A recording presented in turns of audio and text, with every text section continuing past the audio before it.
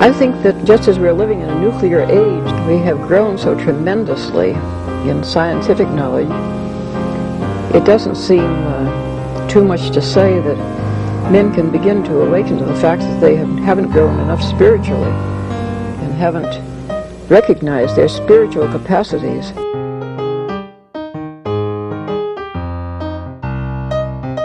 Once something like eating is death, then you've struck at the very heart of life. The enemy of the older radical theories may have been the ruling class, but today the stakes of whether we will reform ourselves into a new kind of human being, a new kind of society, whether we will find selves worth being, the stakes of it are simply life itself.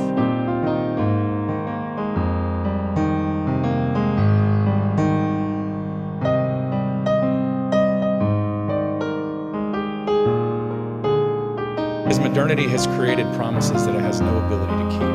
What this means is that we're a society of disembedded individuals, stuck in the impossible situation of being alone together. And what was understood as emancipation has proved to be a form of isolation. It is important to understand that what I am telling you is not simply a cultural history.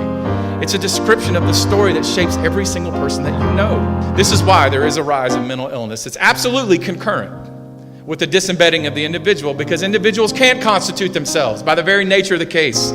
Subjectivity cannot sustain its own weight. We need others to tell us. But we've been given an ethical mandate by the Enlightenment that tells us that that's immoral, that nobody should constrain us. All right, so Spencer and I are back to do a little bit of a retrospective over the last two interviews that we've done. The first one with Martin Chung, who talked to us about Catholic social doctrine. He's from Hong Kong Baptist University. And that was an interesting discussion. And then we also talked to Chris Cutrone again. And we talked about his book on the death of the millennial left, some of the themes from that, as well as we talked to both Martin and Chris about this concept of neo-feudal capitalism and how well it worked. And we even talked to Chris about religion. So, like two guys come from two very different walks of life and specializations, but there was quite a bit of overlap in what we discussed. And so anyway, we thought we would sort of try to mull all this over now before we move on. So I don't know, Spencer, like, how did you feel about both of these interviews? Maybe let's start with Martin, though. He teaches Catholic social doctrine in Macau, which is a part of China, but it is a place where, as they say, one country, two systems. It runs primarily on, as he put it, like gambling is their main industry. But he is a Catholic there who teaches social doctrine. And he started doing that in and around, what was it, just a few years ago. He said Catholic social teaching became accessible in 2011. But I think he's been doing the teaching for just a few years. So, like, what were your impressions of, what Martin had to say about CST? I mean, for me, it confirmed both my sort of impressions of how people receive CST and then what the nature of CST is, like the current state of the whole theory. Which again, everything following this, I want to still say, like, I'm still early into being a convert. I still have a lot to learn. So I'm very much still trying to figure this out. But that said, when he said there's like this tension between kind of conservative elements and the more like prophetic side of things, that checks out. Mm-hmm. And when he talks about how it's pretty weighted more towards the conservative end of things, and that therefore practically speaking, there's a kind of, I think he used the term bland, that Mhm. it turned, like in practice, you see this, like in the compendium, and you see it in a lot of the things the Pope say, especially to like secular audiences. There's a very much a kind of thing, like Larry Chapp critiques it as let us be nice to the nice. That's a bit of a stereotype. The popes generally, there's still like a call to be like courageous and, like embrace the cross. Like it, you know, it's a nuanced situation, but it is very much like, hey, everybody, let's all try and be good human beings to each other, and let's not get too wild. Mhm.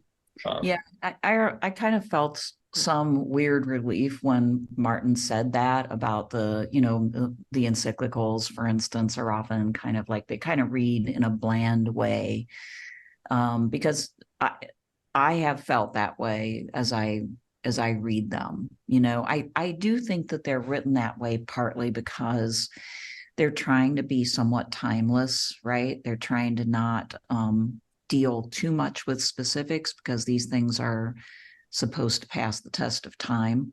But at the same time, they leave you feeling like you have to kind of sometimes read between the lines or interpret and apply. And, that can be a little frustrating because you'd like just more specificity. So yeah, that resonated with me. Now Martin uses a compendium to teach, which I think is like there's selections and then there's like summaries and things like that. And his right. approach seemed to be to take like the essence of these teachings and then discuss them. Like he even said he's not very interested in like what a specific pope and a specific encyclical taught. Mm-hmm. Right. So he's looking at something like a textbook in a way that kind of digests and summarizes and allows people to have conversations. And it seemed to me like the outcome that he thought was most fruitful was the conversations and of course, I think you mentioned that the encyclicals give people this sort of systemic view of what's going on. He used the term systemic sin quite a bit, or structures of sin was another way that he phrased it. So one of the benefits I think he was saying was that they encourage people to not simply think about their own, moral choices, or not just to blame individuals, whether they're leaders or whether they're like the rest of us, but rather to think about the structures that we've created over long periods of time and to see how those structures affect our behavior and outcomes, which then you would think would lead to, well, then we need to do something about those structures.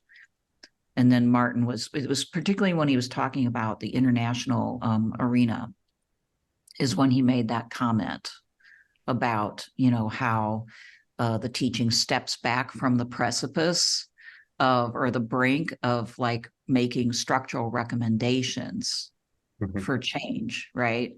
And talks about the need for, people to be mindful of the poor, for those who have wealth to be generous, and this type of, so it's the steps back. I don't know. What did you think about that point? You think that's a valid point? I mean, it checks out, and it's reaffirmed by a lot of the proponents. They'll say this is its strength, that it's just furnishing principles, and it's leaving room for basically individuals to try and prudentially apply these things. Mm-hmm. But the flip side of that is then there's no real standard outside of like the most extreme cases. Like, most of these people would clutch their pearls if you said, well, maybe then we have to kind of in all sorts of ways tacitly accept the structural sin of abortion. They'd say, no, we can't do that. But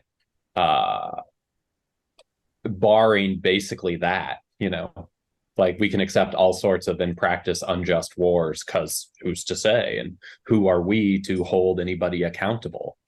Right.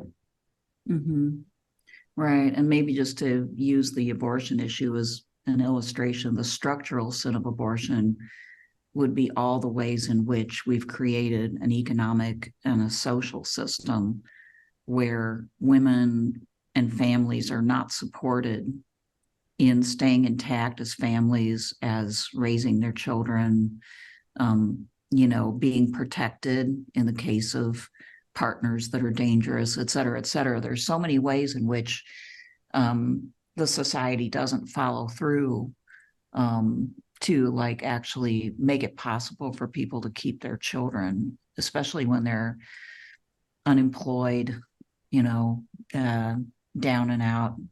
So that's what we mean by structural sin, just to be clear. Is, it's one thing to say you as an individual shouldn't have an abortion, right? Or you doctor should not be giving abortions, right? But if we think that's going to stop these things, or that pinpoints where the problem lies, we've just offloaded our own sin.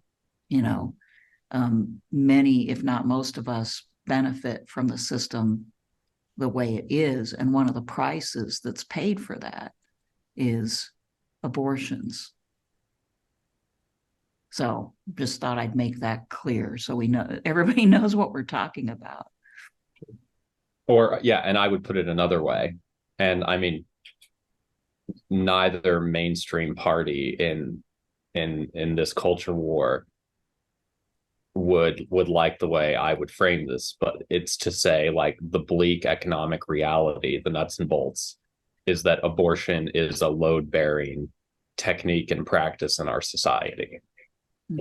And to say that isn't to endorse it or to say it shouldn't be so. It's just to say that it is so. And either you can be in denial about that fact, or, I mean, the two main ways we confront that is the Republicans are in denial about that fact, and the Democrats basically therefore make their peace with it and say, well, at best, it's very regrettable, and what can you do? And then at worst, it's like, we need to just celebrate this fact because this is like empowering women. And therefore, in the middle of it, you can't be a sign of contradiction that says, well, it is inevitable in our current society, and that is in its own way like a condemnation of this society. Right. And if we can't talk about that, then we can't be adults. Yeah, nobody wants to hear that. And don't want to hear the many ways in which we basically offload our responsibility, or the burdens and the sort of, like, I don't know, detritus of all of our actions onto our children and our elderly. Like, they're warehoused in daycare, and then they're raised in schools. They're not with their parents most of the time. If they're poor, they're going to get like substandard care because their parents are going to have to work, all the time. And all of that's, seems to be acceptable too. When we're no longer productive, a lot of old people can't even afford to go into a nursing home. And if they go into a nursing home, it's a similar warehouse situation in a lot of cases. Our society treats people who are non-productive because of age very badly, right? And I see that as a spectrum, right? Like, of which abortion is a part. Sure. But that is, I mean, this is an example of how, when he was talking about it's hard to talk about this stuff, people get the flashy, it's wrong to abort fetuses, it's wrong to euthanize the elderly. But when you say, ask the kind of Wendell Berry question, what are people for? Okay, we shouldn't euthanize the elderly. Well, what are we going to do with them? And if the answer is, well, we just can't euthanize them, but shove them in the nursing homes. you know. Or, you know, a lot of people say, no, individual families need to take care of their elders. And it's like, well, fine, but they can't. Nursing homes are also a load-bearing aspect of our society, both because we need a cabal of specialists to half-heartedly take care of them, and because that creates a new market for, like, hopefully capitalists to extract profits out of. Yeah. Meanwhile, we're just never, as Barry would say, we're never at home in either the literal or figurative sense. And when we are there, who's there with us, you know? So, you know, the family is torn apart by this, right? What would those old people be doing? In the past, I think they would be helping care for the kids. They'd be useful. They'd be cooking some food. Yeah, right. They'd be useful. You know, the idea that so many in our society are considered useless has to do with our economic system and our priorities, but primarily our economic system, which thrives upon all of this. Right. And the more, to bring it back to the Chung argument, the more prophetic strands in CST would agree with everything we're saying.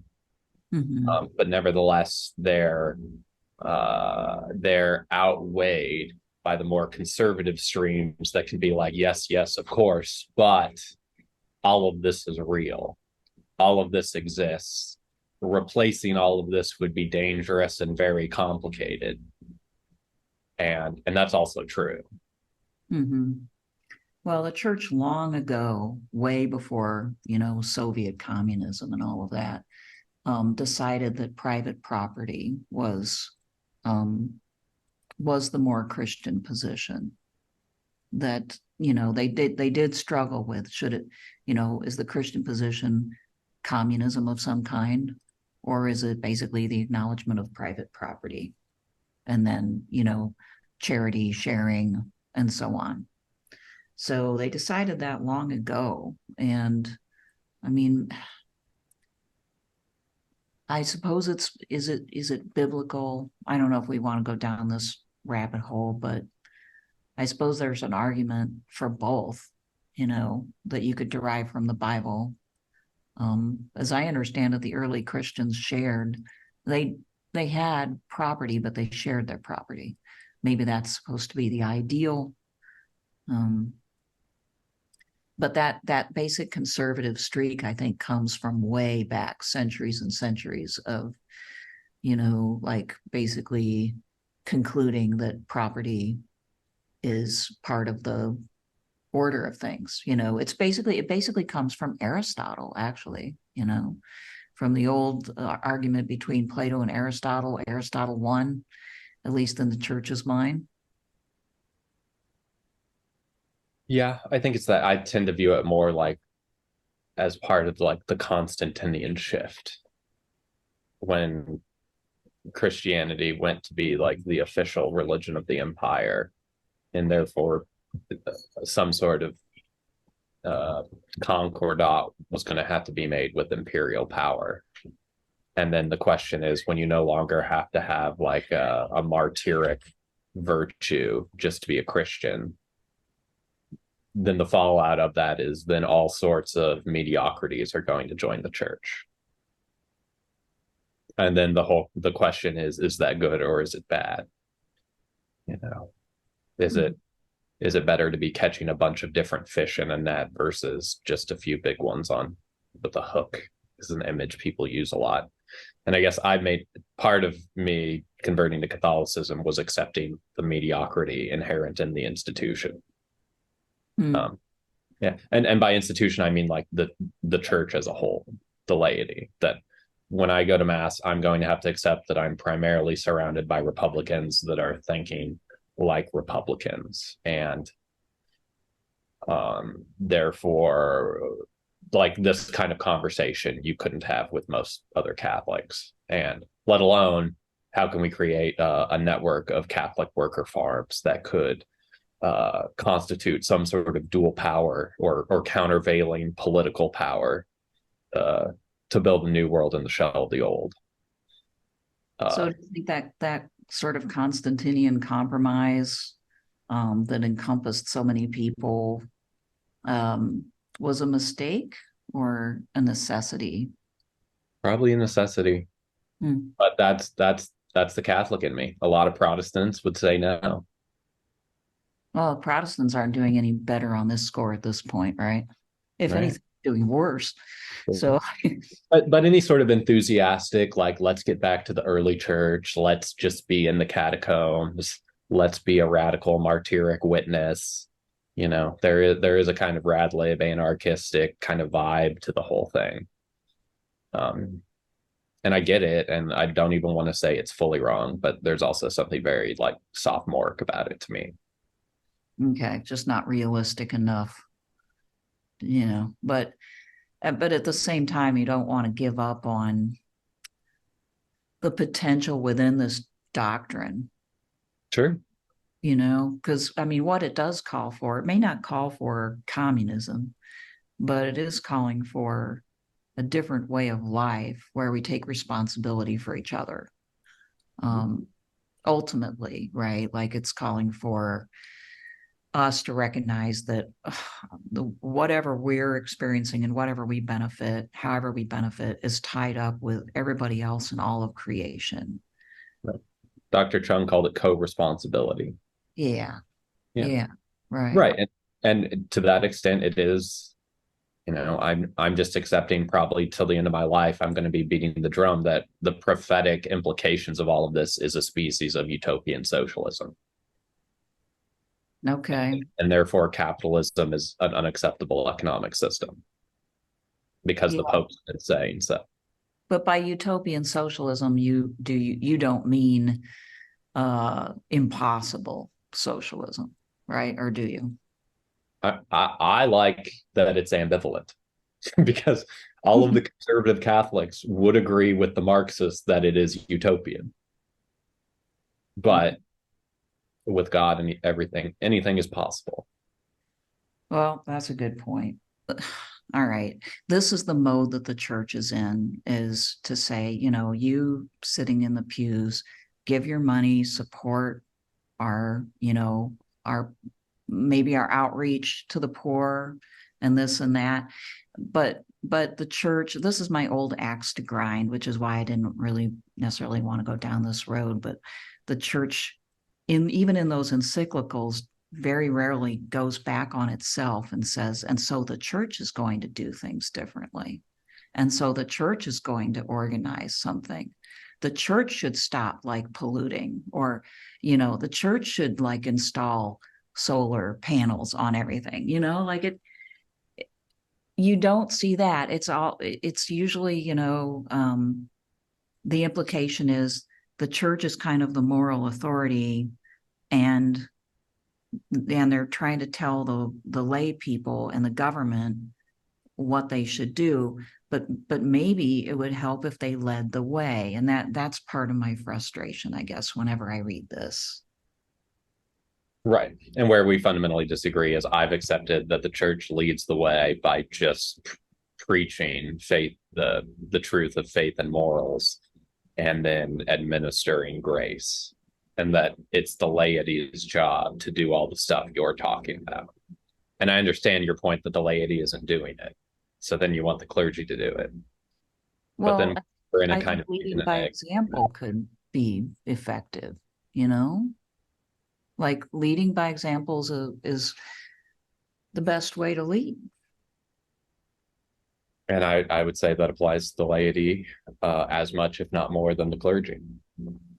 In fact, I would say more because that's the laity's job, whereas the clergy's job is to be holding down the spiritual reality. According to who? I take that to be the CST teaching, that it's the laity's job to figure this out. Well, maybe that's where the problem lies, is that maybe it's not the lady's job to figure this out. True. And the condemnation of your position would be that it's a species of clericalism, that you're attributing functions to the clergy that properly belong to the laity. I guess I've always had that tendency, and I don't like it being called clericalism because I don't think it's some sort of error. I really think, and maybe, yeah, like this, we may be having this like discussion 10 years from now, but I just really feel like putting it back on the laity, especially in our current moment where they're so like conditioned and so kind of, I don't know, the situation is very constraining for the laity in the Western world, the structure that we're in. And so like to put it back on them is to kind of like pass the buck and then blame the other people when it doesn't happen. Yeah, which is a kind of co-responsibility or a denial of it.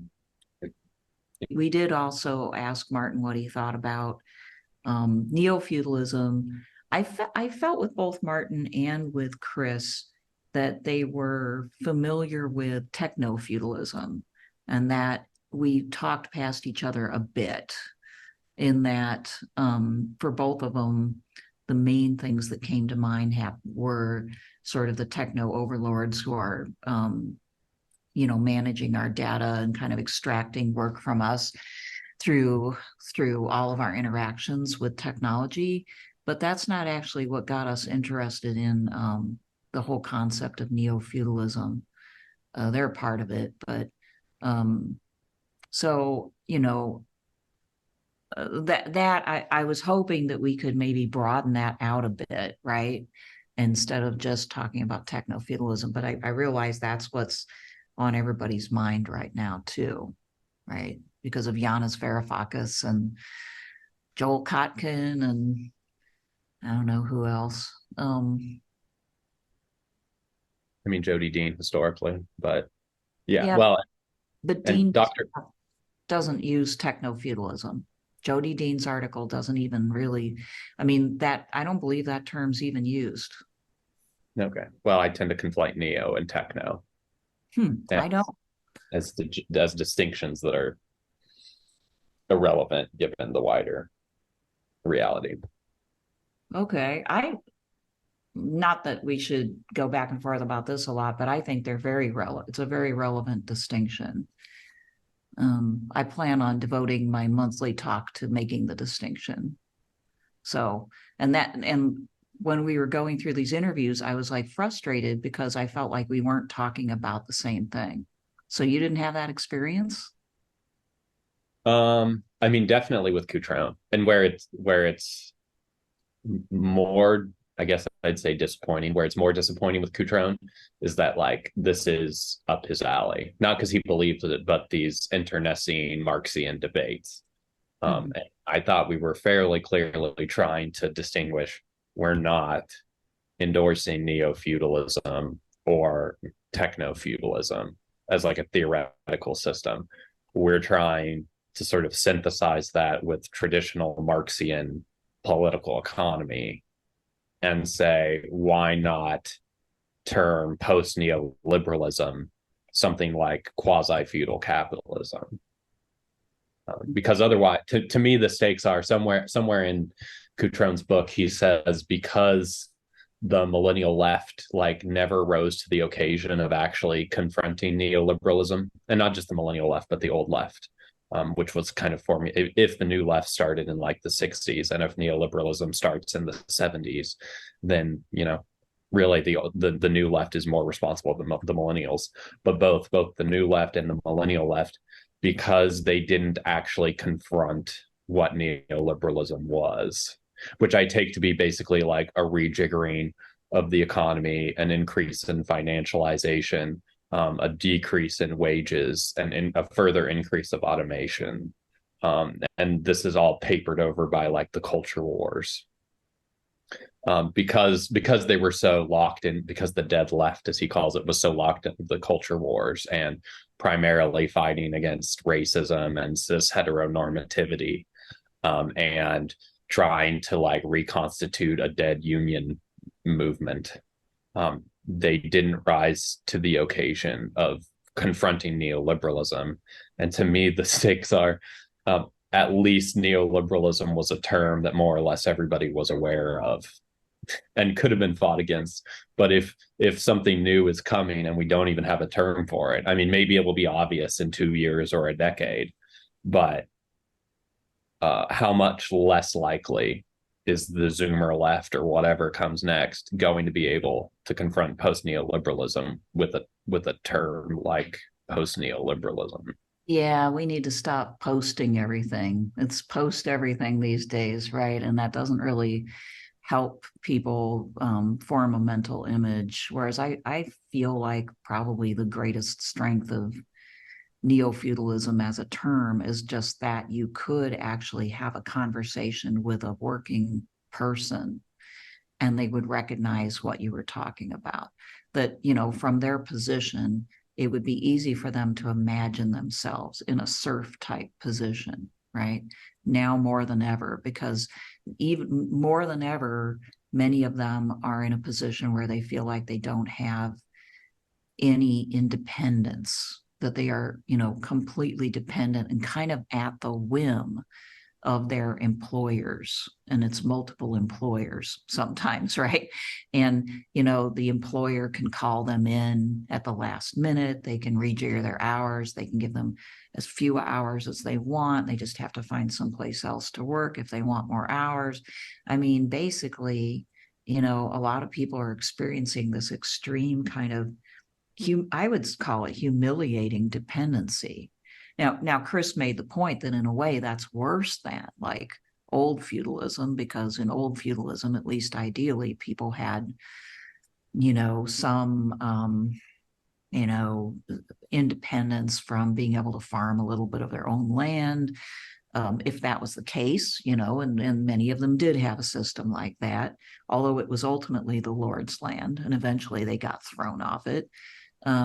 Also, he said that, you know, the Lord, at least, you know, ideally had a sense of obligation to the serf. That was sort of baked into the culture, that there was mutual obligations, but they were like really, really unequal. And a lot of times those feudal lords were really rough, you know, like, and predatory and abusive too.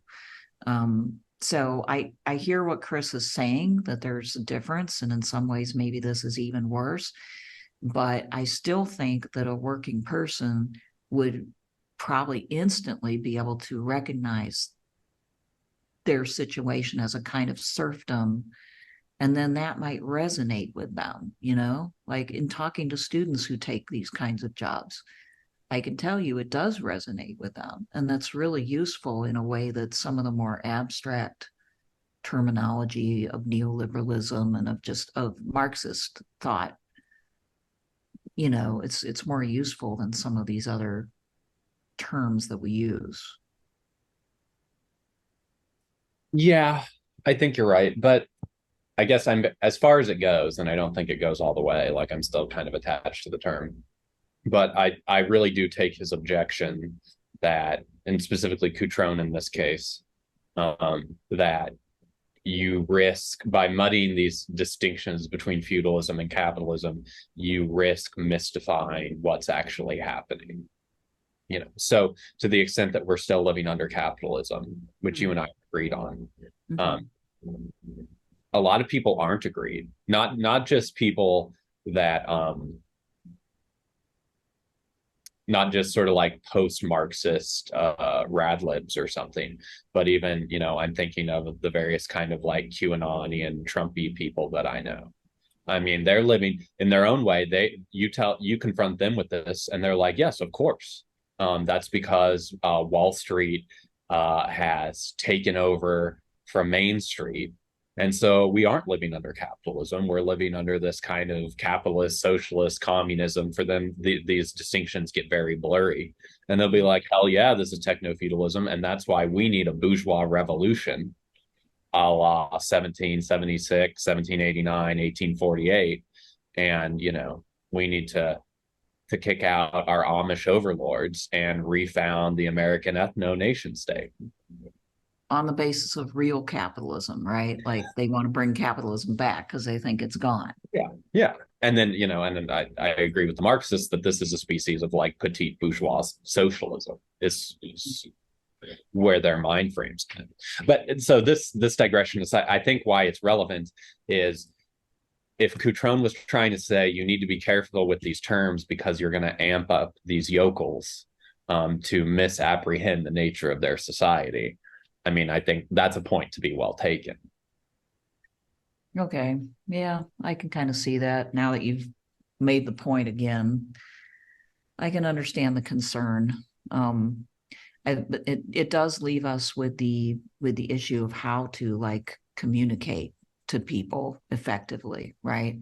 How to explain to them what is going on, so that, because I mean, honestly, the thing that is going to go through most of their minds is, and it's reinforced by our society, is that must be something they're doing wrong, right? Like they haven't figured the system out yet.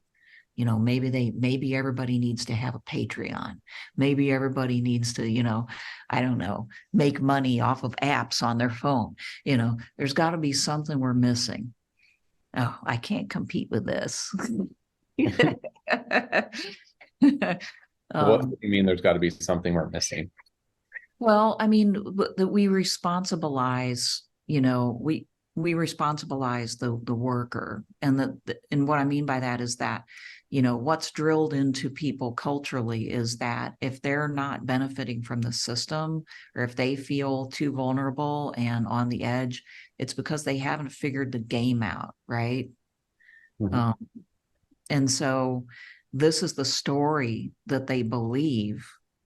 And if you could give them a different story that allowed them to see their situation in a different light, you might be able to persuade them to peel away from capitalism. Okay. The responsibilizing story makes you a capitalist, if that makes sense, right? Right. Or at least it makes you a bourgeois individual whose fortunes and future are your own to found, basically. Yeah, they're yours to found, and you just need to figure out, you need to watch more how-to videos. You need to, buy a program that'll tell you how to make money off of Amazon resales or whatever. There's always something that people can get into that supposedly will save them, that keeps them busy like a hamster on a wheel trying to figure out how to game the system, right? And so that is a story. It's an ideological story that says that we're all free, independent, entrepreneurial, equal people who are equally rational actors that can figure out, and only have ourselves to blame if we can't figure out how to get ahead in the system, right? That's a story. And I'm just saying people need another story. And abstract Marxist terminology doesn't provide that. Mm-hmm. Definitely not.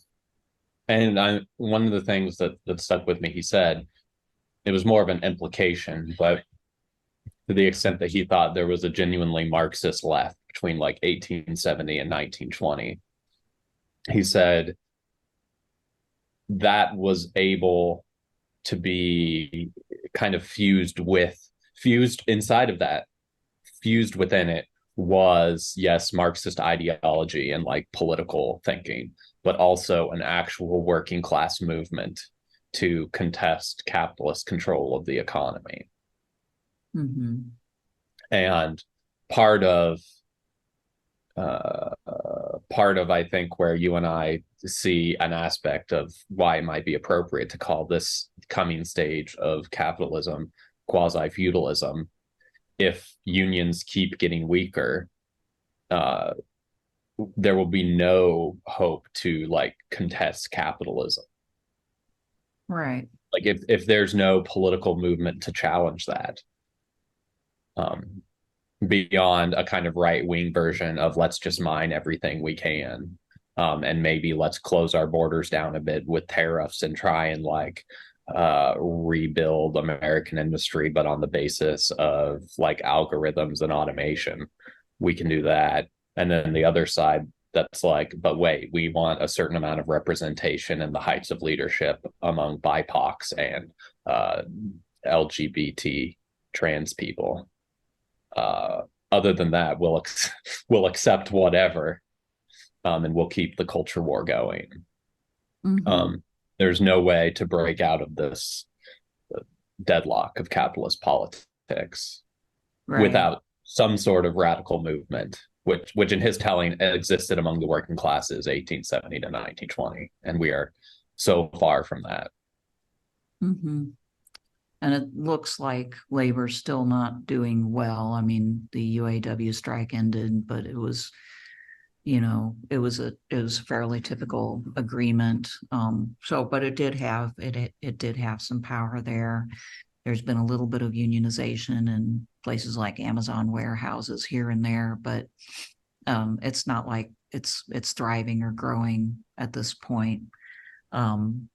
And what you would like in a situation like this is either for a revival of stronger labor unions, but that's hard because most people have these types of transient, or the working class more and more has these transient, temporary, less than full-time jobs. That's what makes it harder to do this, right?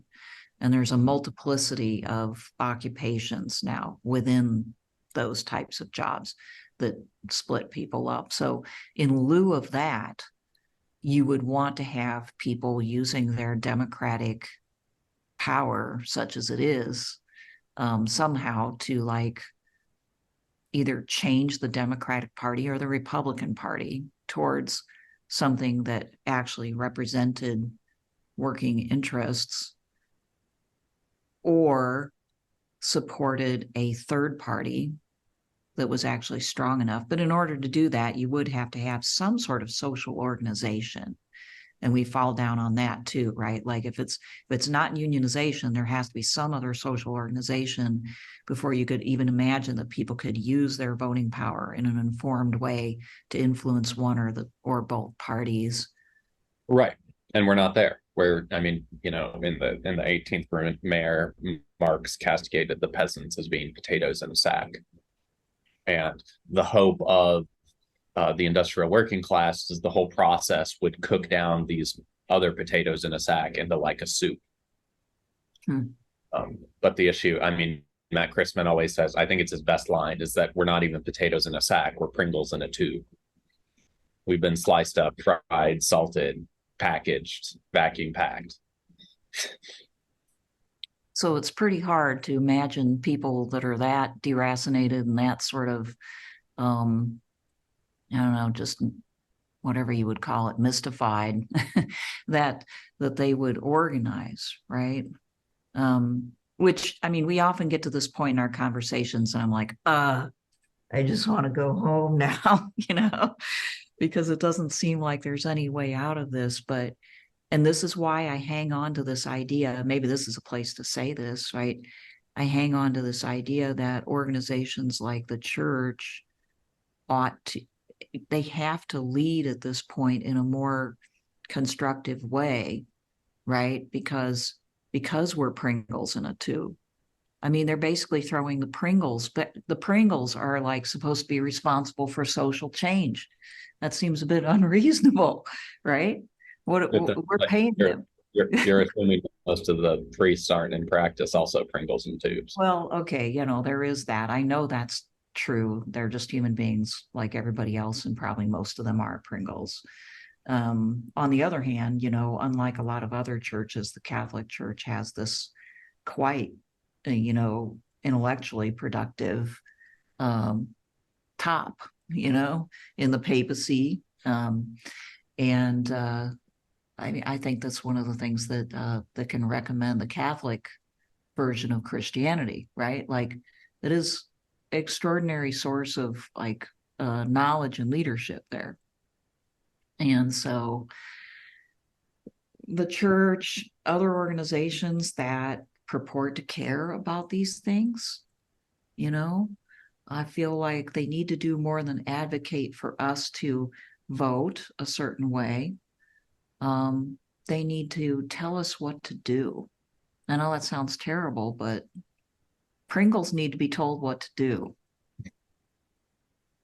Well, and I think that's implied in if we are in some sort of quasi feudal future, you know, setting aside Chris's interesting idea that maybe that's in the past, where we think we're looking forward in the car, but we're actually looking through at the rear view.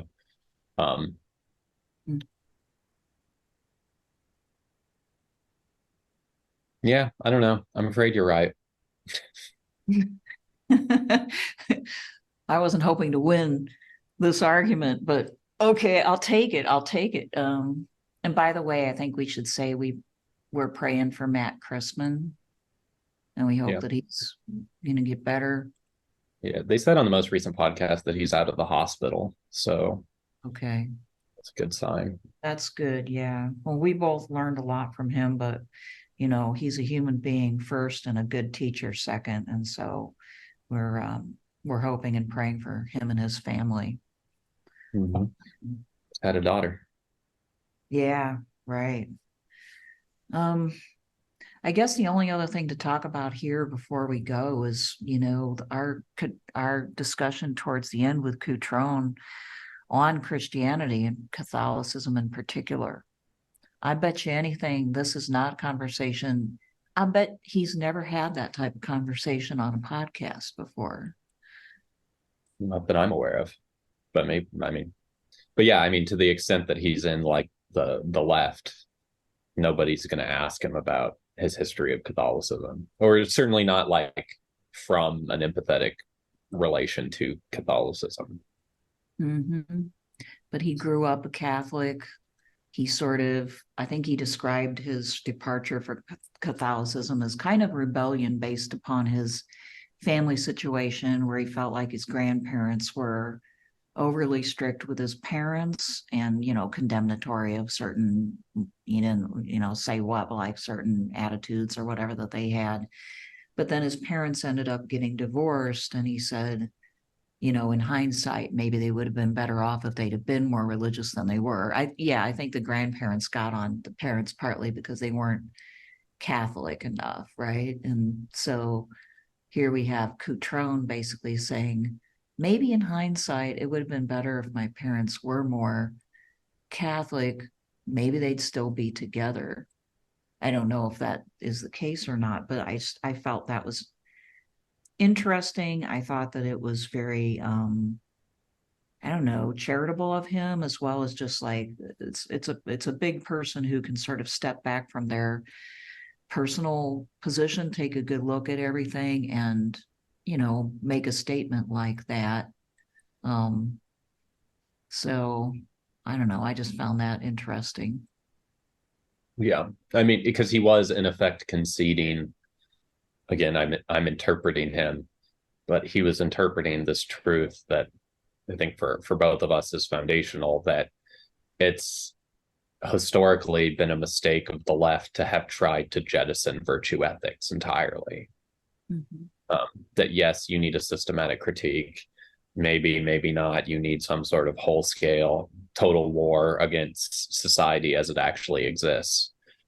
But if you do that, you can't just say, well, the solutions will just be like political and technocratic and mechanical, and people's morality, for lack of a better term, is an irrelevant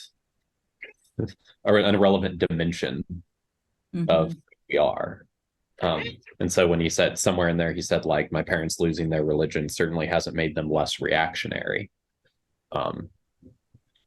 Right. He was both with that and then admitting that maybe his grandparents were right to be cynical about his parents' marriage and how healthy it would be. It's not irrelevant how we treat each other and how we act. Right. Yeah, it was a great conversation, because I think that Marxists often do, you know, assume that to kind of be like ideologically correct, that they have to be atheists, or that there is something about Marxism where the atheism is baked in. But that's not actually true, not even of Marx, apparently. I think Hunt should go into that a bit next year. And I haven't investigated enough to really be able to see. Yeah, but I mean, what I'm sort of picking up on is in his later writings, there's some Yeah. Well, he was evidence. saying, and earlier, Cutrone was saying earlier, Hanshi's saying Yeah. later. Well, this is going to be interesting. But even if Marx theoretically excluded God, as sort of a precondition for his particular theory, right? Even if he did that, that doesn't mean that Marxists moving forward or people who are informed by Marxian economics need to do that. And so like Chris's position is not illogical, and it doesn't take away anything from the economic analysis of Marx. And I think it's healthy because, one of the biggest obstacles for people listening to Marxist is it's this kind of like weird prejudice that, and which happens to be definitely like the working class more than most classes is religious, right? So like it never has stopped being religious. And, so it's an obstacle to like gaining traction with people, to come across as though, well, you're stupid if you believe in God, like we can't have this, you're not welcome. What a ridiculous position to take, right? So like I think Chris's position is correct on this. He personally is not religious anymore, but he doesn't think of it as bad. He can see some of the good effects of it. He's charitable towards it, and he doesn't see any sort of contradiction necessarily there that would make a person choose. You have to be religious, or you have to use, you take Marxian economics seriously. So that was neat. Yeah, I guess just for the sake of being truthful, I would want to put out the position of like most of the historical left who has been rigorously atheistic. I think there is like a rational kernel for why they've been so. Which me saying that isn't to endorse it anymore. It's to like, as it's to endorse abortion, to say it's load bearing in our actually existing economy. Mm-hmm. But I think historically, because, and this kind of goes back to the Chung interview, I think religious people, if you believe God created the world and in way more immediate ways has endorsed your society, if only on the basis of like it has historical precedence, and so there's at least something good about it. And who are we, especially if we have like a religious posture? We're reading DC or DL Schindler's book, Heart of the World, Center of the Church. And throughout the whole second part, he keeps hitting home, to be a Catholic, you have to have this Marian posture of receptivity, the Marian fiat, to the extent that I think having a fiat, like receiving creation as a gift, Islam means submission, right? I think part of the total war on society that the left has historically waged, religion has been implicated in that, because religion in all sorts of ways, both explicit and implicit, was wedded to the society they were declaring war on. Mm-hmm. Right. And they saw religion as retrograde. I thought you were going to say, the Marxist tends to be a materialist, right? Like, and has these goals that are very capitalist in nature, right? As in, at least in the past, the goals have been to like achieve collective labor efficiently, to use it to create like material abundance, right? To be able to move past the need for God, because, people become sort of godlike. And I agree that like a lot of Marxists theorize like that. At the same time, for me, the usefulness of Marxist economics is simply the analysis of capitalism. And the analysis of capitalism doesn't have anything to do necessarily with any like particular goal for what would come next. Sure. right? That's true. Although say that to the vast amount of Protestants and even the large amount of Catholics in society who have said, well, clearly God has more or less endorsed capitalism. Yeah, right. Clearly, it's Oh, well, destroying the planet, but that's part of providence. well, like I'm hoping that over time we can sort of chip away at that with just some common sense, but like in our class on Wendell Berry, hopefully we're doing that. Berry's just, even though he's not endorsing communism, he's not a Marxist, but he is definitely reminding people of how ugly and how just harmful our uh, our economy is, and the way it's extractive and abusive of both the world as well as the people in it.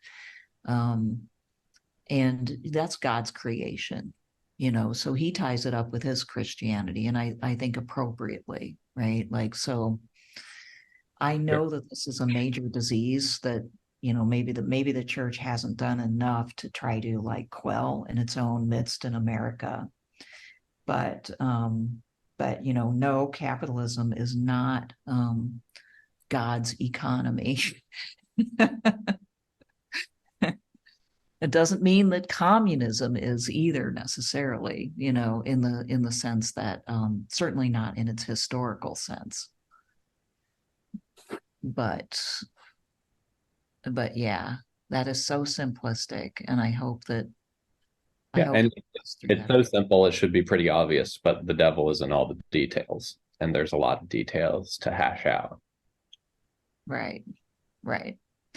If everybody did even what the so-called bland, church social teaching said to do in the way of, being charitable to the poor, of taking responsibility according to how much wealth you have, of, doing all these things that could protect the environment, the world would be a completely different place. So to that extent, like the church does have a solution. It's just a solution that, yeah, seems impossible. But of course, all these solutions seem impossible. Yeah. And have for, I was a little while ago, I've been going through he's a trad, Dr. John Rao. I was going through a talk he was giving on like the Council of Trent and the whole Tridentine reforms. And he tossed off this line about how there were all of these kind of social and political issues that various bishops wanted to address. Both about how like princes would behave and bishops and canons, and basically every level of society, it was recognized that this was not just because we have to respond to Protestantism, but even within Catholic kingdoms, that there were fundamentally wrong things going on, and not in the sense of, like universal called holiness and things like this, but even at the level of like priests are like not fulfilling their obligations, princes are like exploiting their peasants too much by medieval standards. And he tossed off this line about, but the issue is it was all too painful for people to confront, so they like shunted it. Whoa. And so like, this is to a large extent like the human condition. It's not just a modern thing, but now we have the internet and nukes. Right. And climate change. That's the thing and this is what I think compels us. If people wonder, why are we doing all this stuff? It's definitely because we feel like time is running out a bit here, right? Like between nukes and climate change and the internet, all three, actually we're AI. But I would say climate change, number one, right? It's not like we have all the time in the world to figure it out. And this is why we're here trying to figure it out, and why I think we often sound frustrated, right, instead of patient. But absolutely right. Like it's a lot to ask people at any age, at any time. So, well, any last thoughts, because we probably better wrap it up pretty soon. No, I kind of wanted to I guess something I've been thinking about from the Cutrone interview is I think where he's hard to talk to sometimes is because he would probably say he's dialectical, but I think sometimes he switches gears in a way where he can say two opposite things.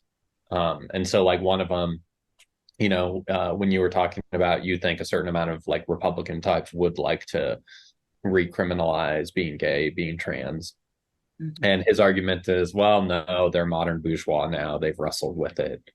Um, but then he did admit, oh, but they can and they will try and stop abortion in states that they have control over. And to me, there was a bit, and I'll grant sexuality is somewhat different than abortion, or like, they're two separate but overlapping issues. But to me, that was an example of he's saying like, oh, obviously this is going to be an issue or a going concern, but this other thing won't be. And Right. And he did something similar with when he said like people conflate law and morality, which obviously there are big issues, and even like Saint Augustine and Aquinas agreed that you can't legislate everything. I don't think it necessarily follows that you can't criminalize abortion because that's just illegal or just a moral issue. Mhm. Yeah, he seemed to even be saying on abortion that those rulings wouldn't last long, that was temporary, because he more or less couldn't imagine society kind of taking a pretty large step back towards a pretty draconian position on any of these issues. Because in his view, I think we've just kind of evolved past that. And this is a point of just disagreement in sort of temperament and worldview, probably between the two of us. But I can totally imagine that. Absolutely. And, like I can imagine a return to almost barbarism, so like I can definitely imagine religious people becoming very dictatorial and trying to voice, their Going moral. paleo feudal. Oh, yeah, totally. It just depends on how much power people have. Power tends to excite all the wrong ambitions in people, and pretty soon they can become horribly abusive. We should know this by now. We've seen enough of this in our modern world and various places in the world, not to mention our own, and so like the Holocaust happened in one of the most advanced countries in the world with a democratic system and a full, deck of high technology for the time. And so I don't have any trouble imagining that. And I tend to not think that we are morally evolving. So yeah, I don't know. Next time we have Chris back, we might want to, maybe like probe a little bit more on that issue, because I've sensed that before in our conversations with him, is that he's actually quite like sanguine about the future when it comes to things like this. And I have maybe a bigger imagination about what people are capable of, or maybe I'm just horribly cynical. Well, I think a lot of this boils down to, do you believe in sin? And do you live with Zabib, who is clearly a petty tyrant? Oh, yeah. Well, if you live with Zabib, you have to believe in sin. Well, we better head out for now, but good talking to you.